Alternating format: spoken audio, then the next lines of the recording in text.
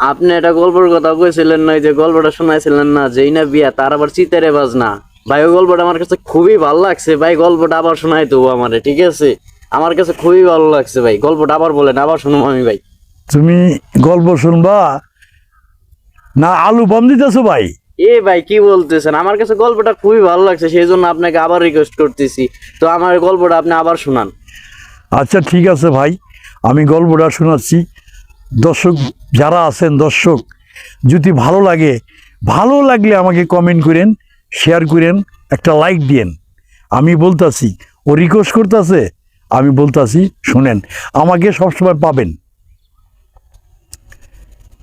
এক হিন্দু বাড়িতে বিয়া হচ্ছে, বিয়া তো ওই ভিতর বাড়িতে গোসল করাইতেছে, ভিতর বাড়ি, বাড়িটা একটু উঁচা, ওই গোসলের পানিটা আস্তে আস্তে দুয়ারের থেকে বাইরের দিকে আসতেছে।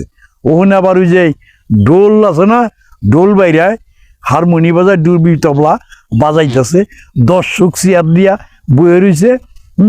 এখন অনেক লোকজন হয়েছে।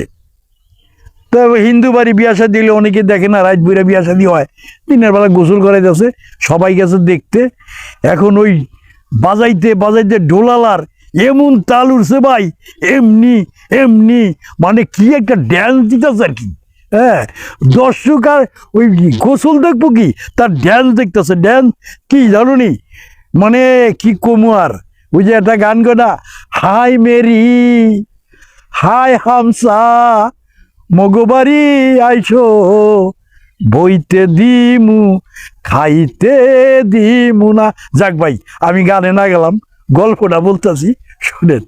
তারপরে করছে কি, ওই বাজাইতে বাজাইতে না, পায়ের নিচে যখন পানি এসে পড়ছে গোসলের, একের সি তুইয়া ঢোল বললিয়া পেটটা আমার মতোই উঁচা আর কি, যাই হোক আর একটু বড়, পুড়ে গেছে, পুড়িয়া পেটের উপরে ডোল দিয়েই বাজান শুরু করছে। এখন মানুষ এসে কয়, এ যেই না বিয়া তার আবার সিটারি বাজ না, ওই যে শীত হইয়া পড়ছে।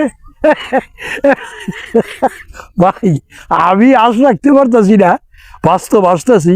কারণ আপনাদের কাছে যদি ভালো লাগে, মেহেরবানি করিয়া আমার একটা লাইক করেন, শেয়ার দিয়েন, এবং আপনারা দর্শক মিলা সবাই দেখবেন, কমেন্ট করেন।